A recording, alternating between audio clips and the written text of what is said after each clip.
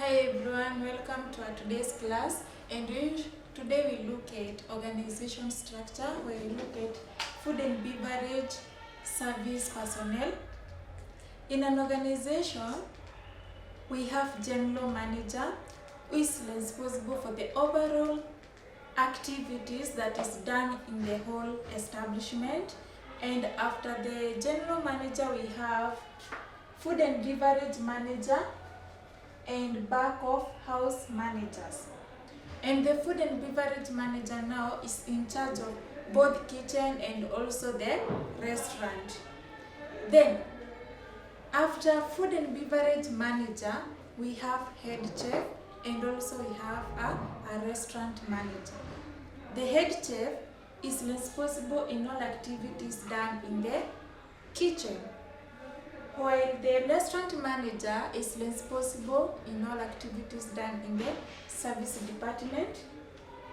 Then in the back of house manager, now this is the person is responsible in other areas rather than kitchen and service, kitchen and restaurant. And at the back of house manager, we have head receptionist and the housekeepers. The head receptionist is in charge of front office area, and housekeeper is in charge of rooms, or the rooms in the catering establishment. We look at duties and responsibility of all the service personnel in the hospitality industry, and we'll start with food and beverage manager.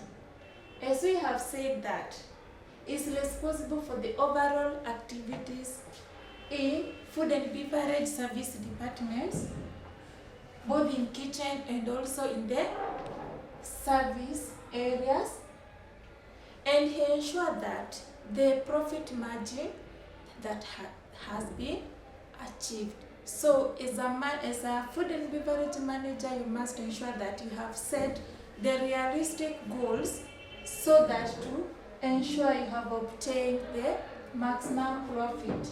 Then the other responsibility is updating and compiling menus according to the availability. For example, you have added another item in your menu. So you, as a food and beverage manager, you must update that menu and also compile menu if maybe you have added another type of wine. Maybe previously you were offering white wine, but now you have included red wine in your bar area or bar counter. So you must update your wine list. Then purchasing of all the materials, both food and drinks. Remember, this manager is in charge in these two departments, so he must make sure that he must make requisition for purchasing ingredient or equipment for both the departments. Then employing and dismissing staff. He can hire or fire staffs. Then holding regular meetings with section heads, so that to ensure that if there is any problem that have arisen in these two departments, he can be able to solve them, and ensuring that the work is done effectively, efficiently, and well coordinated. Then lastly, ensuring staff training and promotions. Maybe you have generated a new idea on how to do service of food and drinks. You must train your staff. Then promotion, you can promote your staffs. Then the other personnel you look at is restaurant manager. As we have said, is responsible in the restaurant area. This is the person who will set the standard of service. He's the person who will decide which method of service are we going to use. Is it a silver service, or is it a plated service, or is it a buffet service, or other methods of service? Then he makes duty rotas and holiday list. Then we look at another person who is station head waiter. No, the head waiter.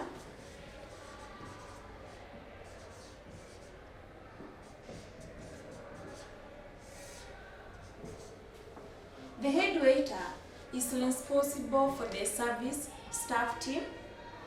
He oversees the mise en place and mise en scene.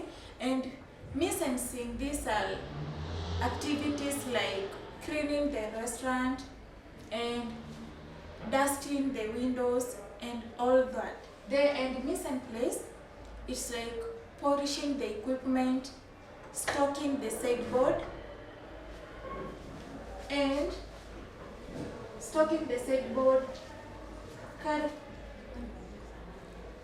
changing the withered flowers. Then we have station head waiter.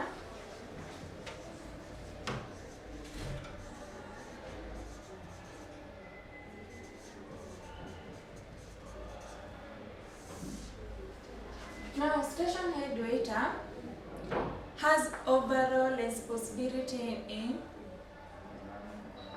the service station. You can find that a station has 4 tables that should be served. So he's responsible in that area, a set number of tables. Then we have station waiter.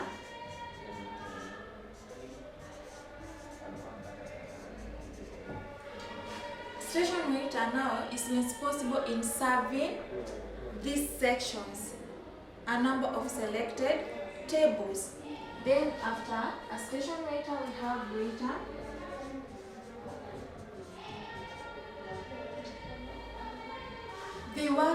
A waiter work hand in hand with the station head waiter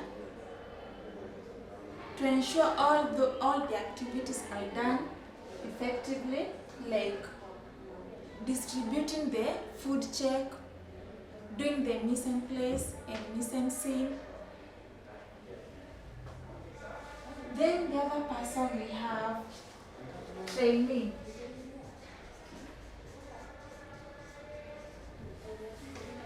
This is the person who is pursuing maybe hospitality or food and beverage management, but now you want to have more skills on this department, service department.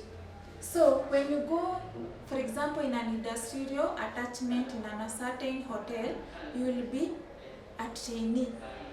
You will acquire more skills and knowledge in this sector. Then the other person we have reception head waiter.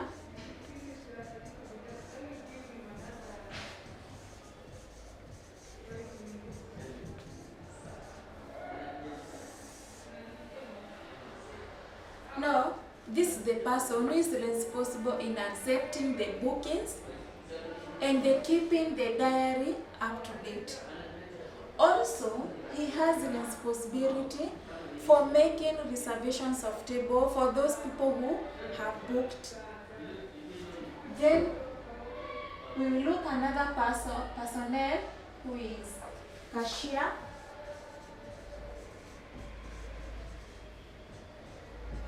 Cashier is responsible in billing and making payment in the establishment.